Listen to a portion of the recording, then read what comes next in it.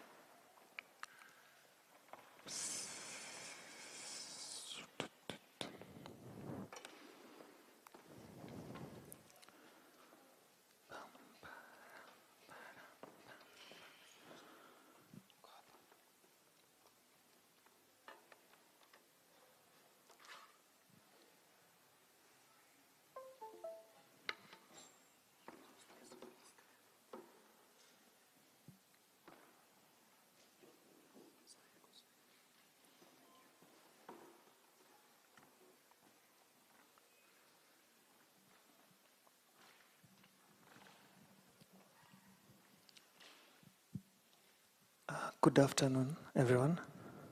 Good afternoon one more time. Sorry for keeping you. I'm the reason why you're still here. So I won't keep you any longer. Let's get to it. This is my first paper that I've ever done. First off, I'm an undergraduate student, School of Music and Media, Kabarak University, Bachelor of Music, Theory, Composition, and Performance, and more so, I am a finalist. This is my final semester here, and so far, so good. Make music, sleep hungry. The intertwined relationship between the government of Kenya and the Kenyan music industry.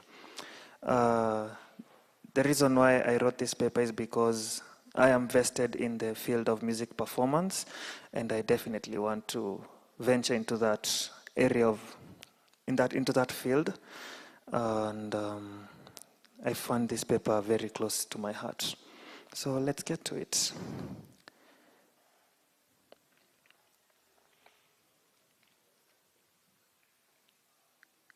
I hope you've read that. But I dedicate this paper to them. Every artist out there, every one of you in this room who is aspiring to be an artist, this paper is for you. And so is this presentation. So let's begin. History of the Kenyan music industry. So the Kenyan music industry has evolved, and music has been in existence pretty much for a very, very long time. If I give it a specific period in time, the pre-colonial era, where we had traditional music. For my fellow friends in the building and online friends, especially those of you that are here, whenever you pass by the School of Music and you find people playing some odd-looking drums or an odd-looking guitar that is not exactly a guitar, but it tends to look like a guitar, or something that is blown and looks like wood with holes in it. Well, that is me speaking in layman's language, but that's traditional music, yes. Quite plain. That's traditional music, and that's where we started from. And that has morphed all the way to the current genre that we're experiencing in our country, which is genge music. That has also subbed down to gengeton, and currently we are at urbanton. So that's the long and short of that. Now, why do we have the Copyright Act of 2001? We have it because there was the need to protect artists' rights and interests whenever they make such kind of works. It came to the attention of the government at the time that musicians were not really being served equal pay and equal rights for whatever they did in the studios, whatever they did, and making music and putting it out there. So that's why the government of Kenya, under WIPO, World Intellectual Property Organization, came with the Copyright Act of 2001. Now, what does the Copyright Act of 2001 say? Like it's a very long bill, but it's genuinely it's to just enforce the laws of copyright. It's to protect the rights of the artists and the shareholders of music, both economic rights and moral rights, and to preserve cultural heritage. That is the function of the Copyright Act of 2001. And another thing, maybe I'd advise all of you, get to know music laws. Very important if you're going to venture into the music industry. It's a very important thing to know. Now, despite this, over time we've seen that the government has failed in its efforts to respect Kenyan artists and give them their proper dues as it should. And maybe this is because of some few negligent people who are currently sitting in the seat of power and are currently using the institutions as their own cash cows, sadly. So in 2018 was a very important year. 2018 is when we saw the rise of a very explosive wave. All of us were alive at the time, definitely. Yeah, definitely. In 2018, I was in high school when a certain group called Ethic dropped a song called Lamba Lolo. I'm pretty sure everyone remembers that. I definitely do, and I loved that song. I still do. The video was shot by a phone, and it did numbers. 5 million views on YouTube to date. That was the surge of a new burst of a very exciting genre known as gengeton. Gengeton is a subgenre of genge. Genge is a genre that was established by two people, Jua Kali and Clement, also known as Bitia Clemo, Calif Records from California, Isli. They are the ones who founded genge music. So another important year, 2016, was a year where we had one of the three major showdowns between the Kenyan music industry and the government of Kenya. And this was with an Afro band called Elani. It's a trio. A lady called Maureen Kunga, a lady called Wamboi, and a guy called Edward Chwenya, who is also a lawyer. So they went ahead to sue the MCSK. MCSK is Music Copyright Society of Kenya for falsely paying them or underpaying them for what was deemed a successful year. This was between the year 2014 and 2015. And maybe I can just name a few songs that really blasted the airplays back then. And that was Kuku and Milele by Ilani. There's also Zuzu remix. I'm pretty sure you guys know these songs. Most of you are definitely in the adolescent phase, so you definitely sang to your girlfriend Kuku. Yeah, definitely. I did. I'm guilty as charged. So that's to tell you how well the song was doing in airplay. And over time, the CMOs, CMOs are used to collect royalties and pay them out to artists. They've faced criticism for how they've handled their business, and especially the MCSK, which directly deals with artists and music performers, and music that is played in the radios and media broadcasting companies. So they've constantly faced criticism, and Elani was one of the major three showdowns that took place. The first showdown, this was the second one. The first one was in 2014 with an artist known as Ringtone. Tenda wema nenda zako we usisahau Mungu anaona. That artist. And he featured Christina Shusho. He rallied all the musicians at the time to protest against MCSK and the bullying that they have been doing.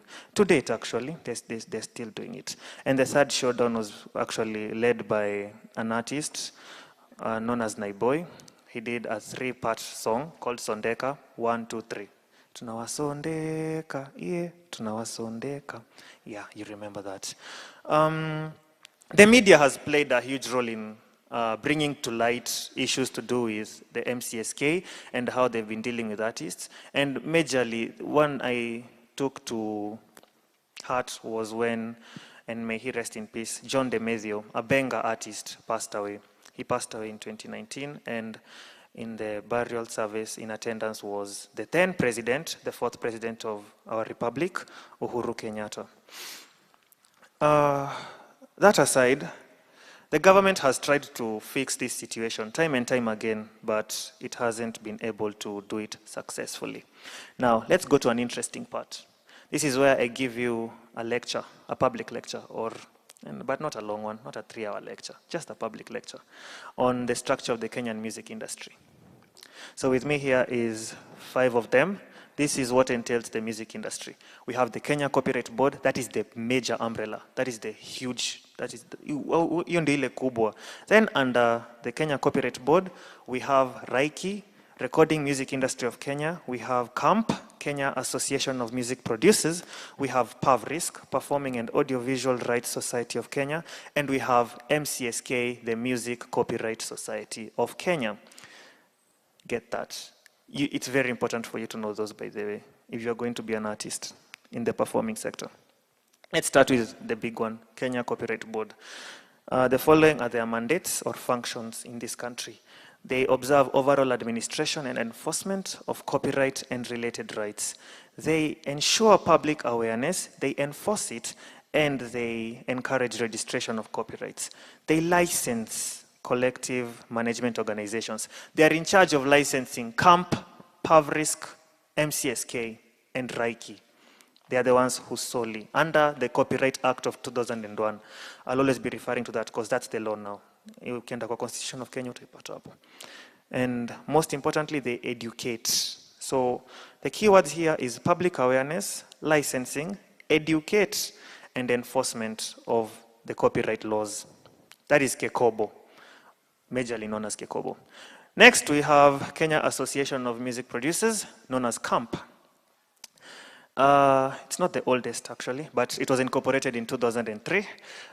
This one deals specifically with music producers. A music producer in the house, I can see one of them, Mixila, over there, in the console.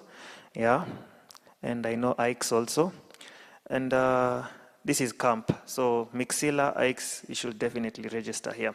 This is where you'll get your royalties when you make songs for people. They distribute royalties to the said parties in accordance with the Copyright Act laws, and it was granted license to do so by KECOBO in 2008. Just a brief history of CAMP. Next, we have PAVRISC, Performing and Audiovisual Rights Society of Kenya.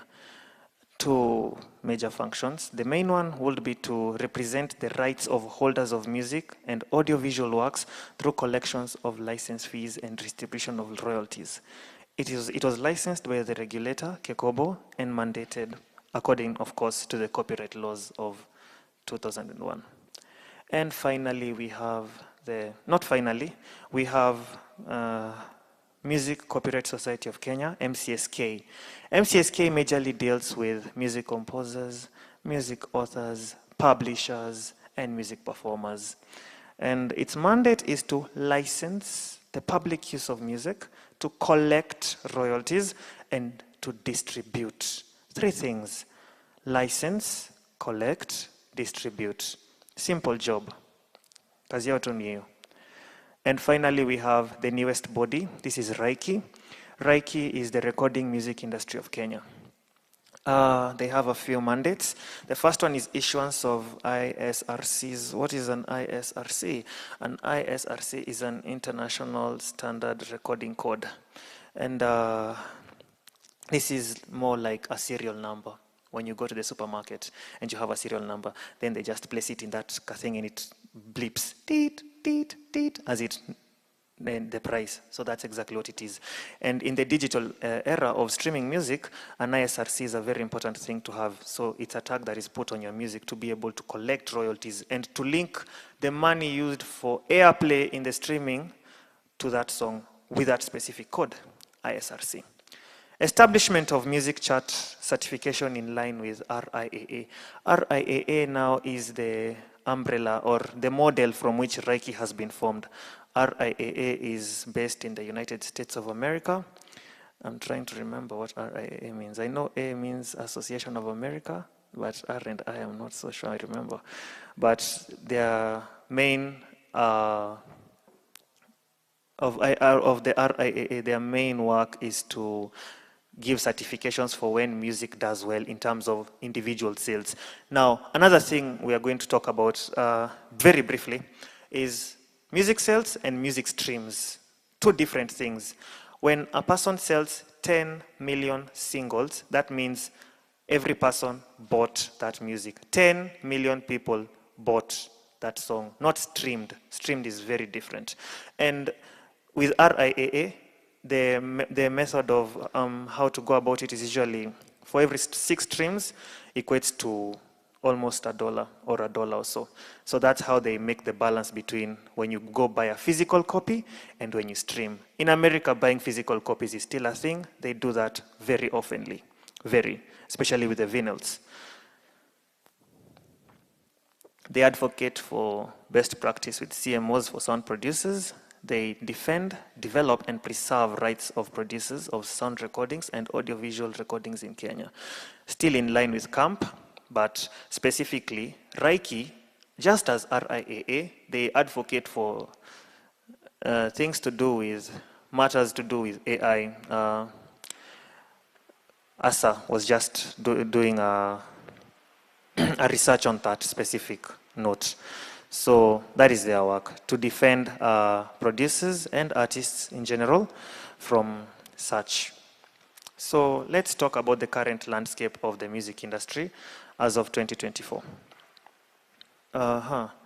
So the following are just the major points, and I'll just read them out as I explain some. MCSK has known to spend up to 70% of its income on administration and using the remaining 30% to distribute to the rest of its members. So normally, when you register yourself as a member of the MCSK, you're supposed to receive royalties for when your music is making rounds on airplay, on radio, on advertising companies and such and such. You're supposed to receive an annual, it's usually paid annually or at least quarterly, if not half. There's a way they do it. I'm not sure about the structure of MCSK and how they pay it, but that's how it's supposed to be. So normally, it's supposed to be the other way around, where 70% is used to distribute to artists and 30% is used to cater for administration fees. But with MCSK, yeah, that's the current state of our music industry, that right there. That's why people are complaining. Currently, as we speak, this is as of July 2024, by the way, Kekobo has issued a single license to Pavrisk. Pavrisk is one of the CMOs under Kekobo, a docket which was highly contended by its counterparts, CMOs, CAMP, and MCSK. Now, a very important detail right there. Let me just explain it. You remember Pavrisk, right? You remember CAMP and you remember MCSK. Now, normally Kekobo licenses all of them together to do their separate functions. But this time around June 2024, Kekobo just issued a single license to Pavrisk to perform all the tasks that I've just read out for you previously. And once that happened, CAMP went ahead and took to court the issue, and Pavrisk has actually been given a stay order from collecting royalties until the issue has been resolved. This is by the High Court of Kenya. Kekobo has also been known for the longest time to have an insincere approach to the licensing of CMOs in Kenya. And the last statement is something I've just explained in part. RIKI was launched in October 2023, so it's still relatively new in Kenya and still onboarding members in Kenya. We wish them all the best. That is a very important body, by the way. I hope it works out, because in the long run, if they create things like certification charts and they partner with people like billboards, we'll be able to have a structure on how to pay someone's royalties, depending on how much their music has been played again and again on the airplays.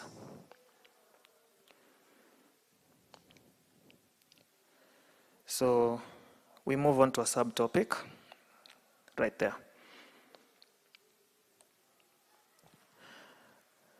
We'll expound in detail. Corruption and self-interest have riddled the systems in charge of collecting royalties, distributing them to shareholders. My research bases on a specific period of time that is between 2016, when Elani launched their case against the MCSK, and 2020, when COVID suddenly hit us. A very unfortunate time. Between the years 2016 and 2020, MCSK has collected an insurmountable amount of royalties. In 2016, they were able to record a high of 450 million in terms of gross income of funds collected.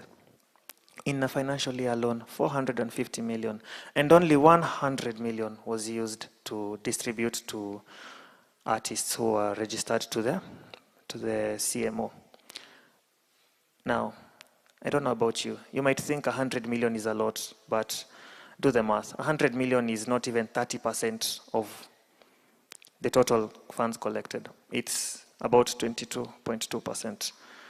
And normally, you're supposed to distribute around at least in the region of 300 million to artists if you've collected 450 million. That will equate to at least in the region of 65 to 70%, which is the way it's supposed to go. But with MCSK, they only did 100 million. That is not even 30%, not even close. It's 22. And in the same light, in the same year 2016, when Elani decided to sue the MCSK for receiving a mere 30,000 in a successful year they had between 2014 and 2015. No, hear this. Yeah, I know, unbelievable. MCSK used an upward of 70 million Kenya shillings on board expenses. This is to fund their meetings, whenever they're having meetings and everything. And at one point in time, Kekobo did report that they had like 52 meetings in a year. And yeah, they put aside 70 million for that. Well, on the other hand, a trio of artists who've done extremely well on Airplay receive a mere 30,000 Kenya shillings. You can see the gap and the mismatch. And then you wonder why artists are out here crying that there's a problem. This is exactly the problem right there. That same year, another thing happened that was very odd. Around 10 million shillings was set aside by the board, by the CMO, MCSK, to cater for legal fees. Now, MCSK, CAMP, PAVRISC, then it was called PRISC, and Kekobo were often having back and forth legal battles amongst each other. And it has been for the longest time. About 3 times I remember MCSK got its license to collect music revoked. And at one point in time, all of them got their licenses revoked. I think it was still around 2019, if I'm not wrong. So there's that too. So if you find yourself as a company putting aside 10 million Kenya shillings for legal fees, that already raises questions on matters to do with legitimacy and how effective you are in your work. Like, are you really delivering if you keep having court cases that you need to fund? And you're funding it at the behest of artists who keep making music, and they need to make bread out of that music. By making bread, I mean making money. They need to feed their families. They all have children, and they have things to do, you know. And another important thing, because of their illegitimacy and their arrogance and how they run the CMO, that is MCSK, industry shareholders such as broadcasters and media companies refute from paying 10% in advertising revenue, as they do not trust the CMO to use the funds in its intended purposes. Now, normally, MCSK will demand at least 10% in advertising revenue to be paid to them so that they can be able to distribute the money equally to artists. Now, don't get me wrong, there's no problem with that. That's actually the right way to go about it. But big companies will normally pay flat annual rates because they know the money will not be used well. Now, why would I pay you 10% only for you to go and put it somewhere else, somewhere that is only benefiting you and a few others? And those, you and a few others, were not even involved in the music making process. Also, another thing, they legitimately refuse to submit their logbooks to show how music has been played in the radio. Now, normally, when a radio runs from, it's like an 8 to 5 a.m. job, right? Where music is played by specific radio presenters who will be there. So for every time a track has been on rotation in a radio station, there's supposed to be a logbook to show that this song has appeared in our radio station this number of times a day. And that spreads across several radio stations that we have in our country. So, sir, that is the case with radio only. I've not ventured into TV and others, just radio, just radio. And the reason they fail to do this is because, of course, if you're going to submit something proper to an improper functioning system, they're just going to loot it. So of course they've also decided, no, we are not going to go that direction. But who is suffering in the end? Nyasi, also known as vita vya panzi, kunguru huumia. Yeah. That is the artists. Small-scale business owners, such as restaurant, bars, matatu culture, need to license music to play need to have license to even play music. Now, matatu culture is very prominent in our country. And by matatu culture, namaanisha nganya. When you have the matatus that play the loud music, you know, the pump music, yeah? That is, you need license to play such kind of things in a matatu. Now, if the police system in our country was working properly, you'd see that in action. But of course it doesn't, so you'd rather bribe them and they'll just fall quiet about it. And that's exactly what happens. Bribery, you know? And that also is another way in which artists are not getting their dues, because someone somewhere is being bribed and they are not enforcing the law. Now, another important thing, Kekobo has also failed immensely in creating public awareness, as well as educating masses on copyright laws and intellectual property. Just like you, there was a time I didn't know things like this existed. I thought someone just makes music and magically gets money, or magically becomes like Rihanna, where you suddenly just bowling.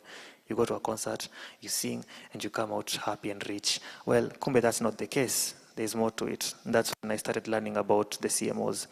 And you'll discover that many Kenyans, even most of us sitting here and our online friends, do not even know of such kind of things. And this also contributed gravely in the Gengeton era, where artists were making hits after hits after hits, having several rounds of airplane radio, but they were still getting nothing. Why? They never even registered in any CMO. No CAMP, no PAVRISC, no MCSK. Why? They didn't know such kind of things existed. Why? Because Kekobo did not set funds aside to create public awareness, to educate the masses on copyright laws. And I know some of you have actually known this today. And that's as serious as it sounds, you know? You're a university student. You're probably doing music, just like I, and you don't even know of this. But you actually want to be a performing artist in the near future. This is exactly how you suffer. Ignorance. But that ignorance is not even your fault. It's really also Kekobo's fault. They're supposed to do this on a daily. It's like when IEBC starts doing mass education, voters, public awareness and education, civic education on voting. They start doing it like when we have elections in 2027, August, they start doing it somewhere around April and not right now. Somewhere around April, not everyone will know how to vote. And that's why you find some of you guys don't even vote, because you see, it's the same ideal, the same idea. And let's talk about the last point. Now, the government of Kenya, though seen in few instances trying to actively fix the issue, has genuinely failed in the long run and is yet to find a lasting solution in the plague. The reason why I've fixed 2016 to 2020 is because that year, 2019, when John DeMario died, Uhuru Kenyatta, the former president of our country, was in attendance at the burial. And he made some few changes and made some few promises, which by the way were fulfilled. And that includes the disbursing of 100 million Kenyan shillings. Now, this specific one, the disbursing of 100 Kenyan million shillings, came when COVID hit our country. And, you know, everyone was at home, including artists whose way of getting bread or of making bread is by going out and singing to the masses, entertaining people. Now they were all at home. And times were hard then, but it was even harder to them. And then Uhuru Kenyatta proposed a disbursement of 100 million to cushion all artists registered under all CMOs, CAMP, MCSK, PRISC. And while that happened, the cushion was very, how do I say it? King Kaka wrote a tweet, akisema, I have just received my 19,000 Kenyan shillings from the COVID cushion. That's King Kaka, my guy. You know, he also had his period of stardom. I remember it was somewhere between 2017 when he did Don't Go, I'm Kujaing, I'm Dundaing. You remember that song? It was a famous one. The guy received 19,000. So just like everyone else actually. But this particular one was meant to balance the scales. It wasn't going to be distributed on matters of whose music is being played more than whose. It was just something that was going to be flat, equal to everyone. Well, on the government side, that seems like a positive, but if you look at it, is it really a positive if you're receiving 19,000? 19,000, bro. 19,000 inafanyanga shopping ya nyumba pekee. Hiyo bed sitter. Hata usiongelee watoto. Ni pesa kidogo sana. That's the issue there. Now, let's talk about recommendations. What I think should be the solution, or what might work into solving some of our incumbent issues that we have in our country in regards to the music industry. Number one, the government of Kenya, also known as the GOK, should issue out a 1% of its GDP to further growth of arts, sports, and entertainment in our country. This will go a long way in creating long-lasting establishments that will preserve our cultural heritage and expose it to our world. This is me being futuristic. Walk with me. You guys know what a GDP is, I believe. So in Korea, wherever they do, because they had the support of the government, first and foremost. And I believe this is a mistake our government did when Gengeton actually came out. They were not able to see in hindsight that this would go a long way if they invested in the music sector by giving out 1% of its GDP. And in the future, when you do such kind of a thing, this is what I call a long-term goal. We start having things like art museums, which are specifically tailored to preserve culture. For example, if a Kenyan wins a Grammy right now, that will become the first Grammy to ever be won by a Kenyan. I don't know, East African? Yeah, definitely, East African. The first Grammy was won in 2011 by the first African Grammy was won in 2011, a Nigerian artist.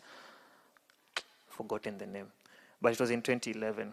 And over time, I've seen many Nigerian artists go ahead to win several Grammys. Davido has them, Burna Boy, Wizkid. Thames has a Grammy. Thames has a Grammy.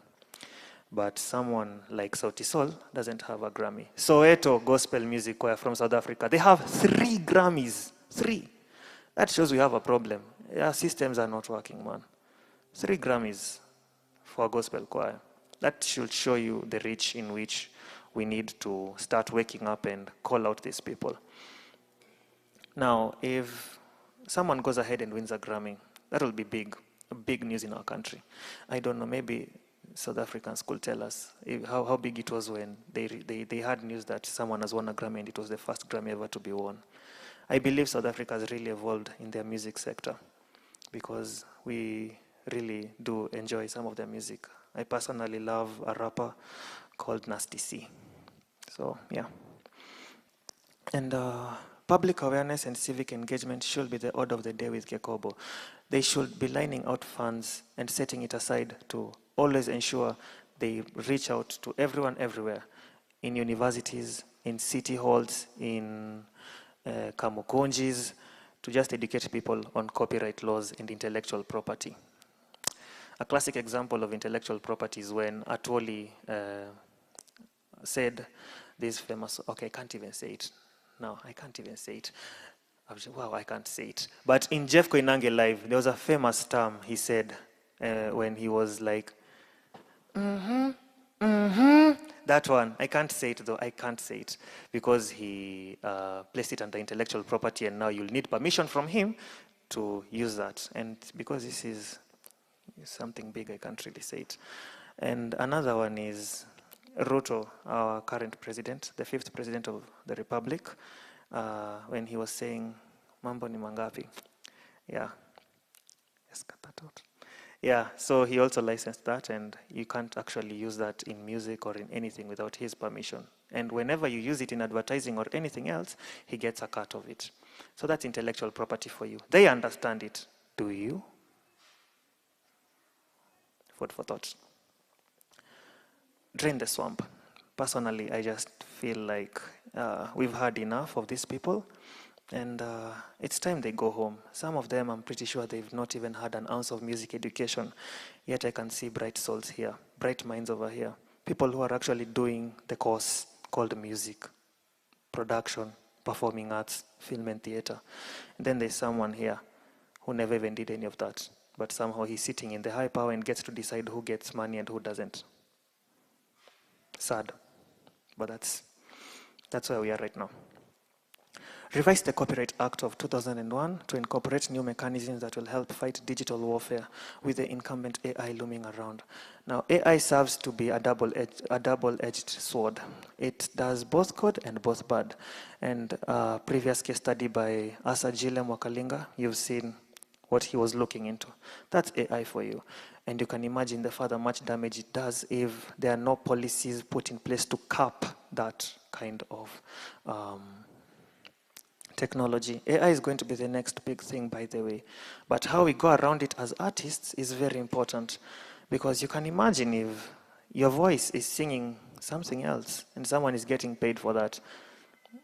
Trust me, that's serious. That's very serious. You're out here singing, na na na na na na. Then someone picks that voice and sings and places it in something else, something like reggae.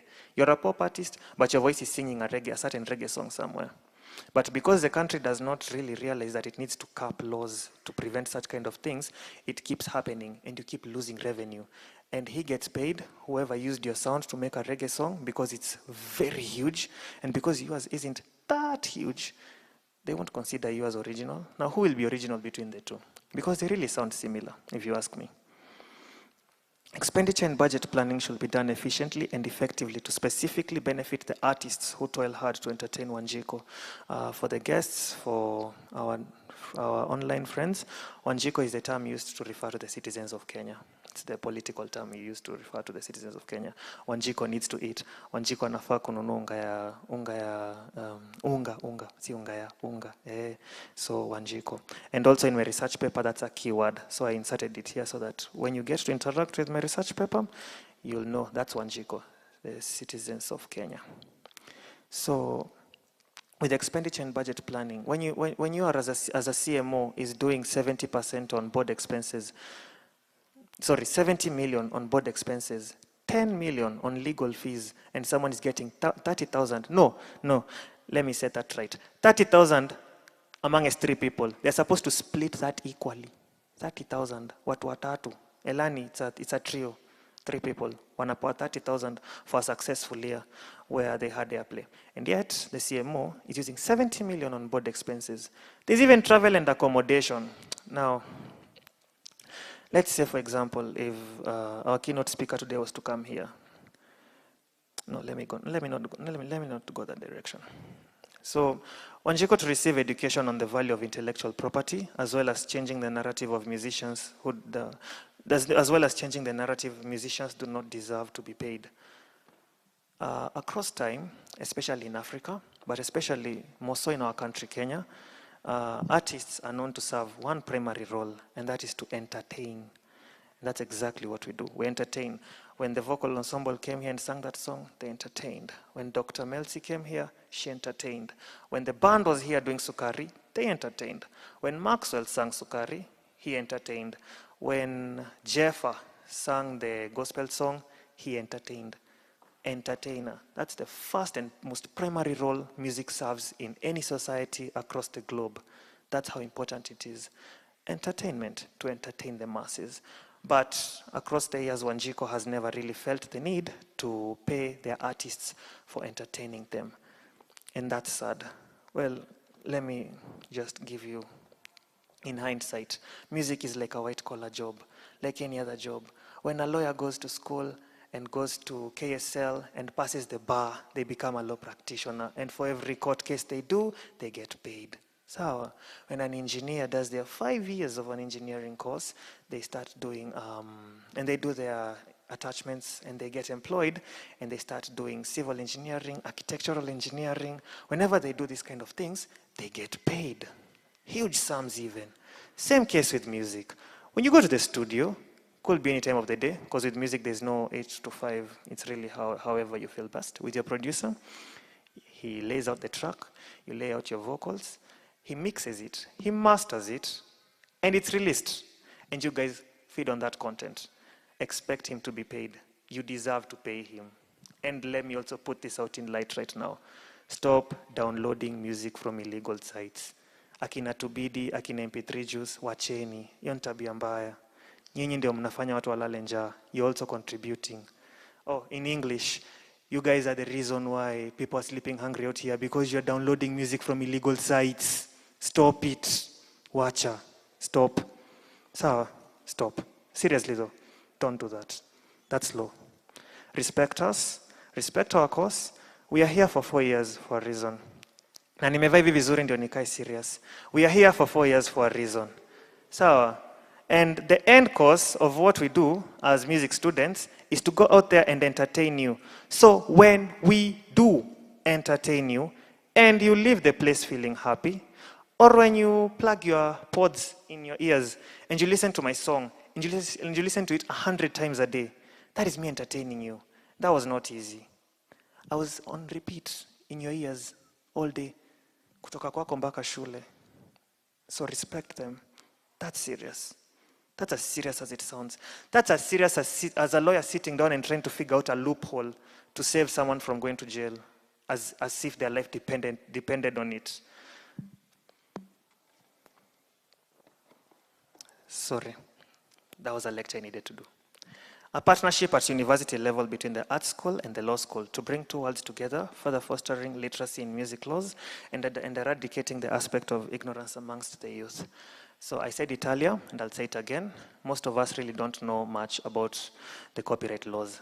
Better yet, the laws of Kenya. That's my final point, actually. So let me just expand on this.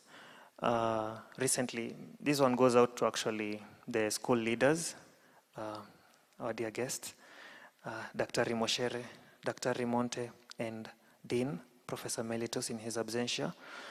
We actually had an engagement with the School of Law this year, sometime back in the January-April semester, and they were doing something around the 7 schools for a certain week. And on Thursday, they happened to be in the School of Music and Media. And that happened to be the most interesting conversation that has ever come about. It was at 4 p.m. in a rehearsal room. I'm pretty sure some of you were there and you remember what we were talking about. We were expounding on things and it came to my attention that most of the people doing law in our school, and that could be a general representation of everyone doing law, really don't know much about music laws. They don't think that's an area to venture into. 3 classic examples. Nonini recently took to court to sue a guy called Brian Mutinda, for using his music without his permission.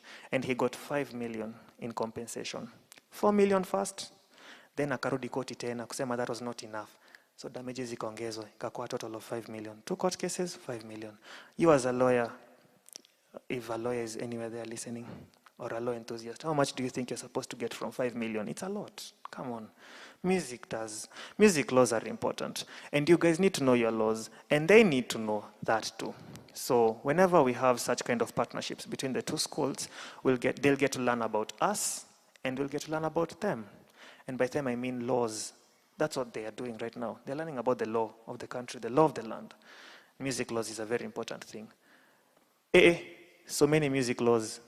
Namsome copyright. But if you ever come up with a sound that is very famous and is trending, just put it under intellectual property.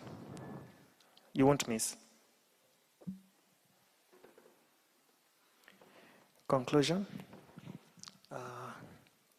This paper is something I'm very proud of personally. And it's something that I decided to do way back with my supervisor, who was our then lecturer, Madam Jacqueline Maina. She was taking us through research methods. And when I did my first paper, it was lawsuits in music, in Kenyan music, in the Kenyan industry. And that morphed to what we have now. And that is my paper.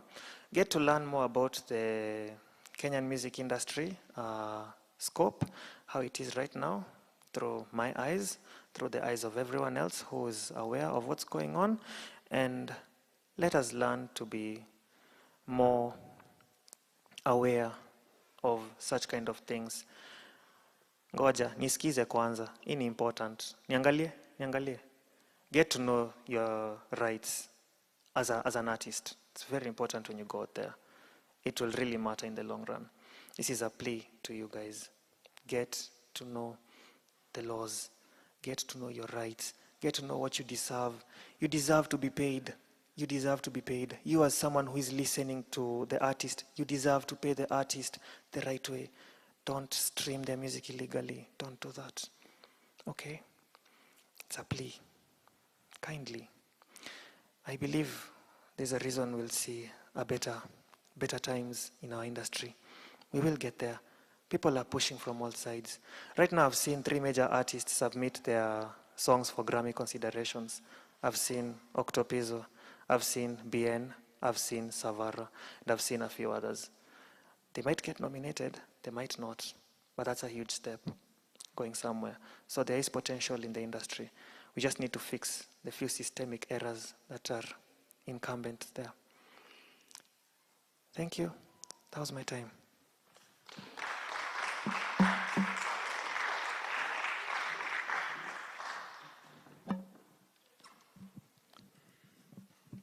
Nasikia venye ako passionate.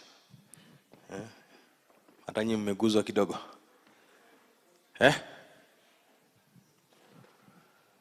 Band, si mtu pia muziki hapa kidogo.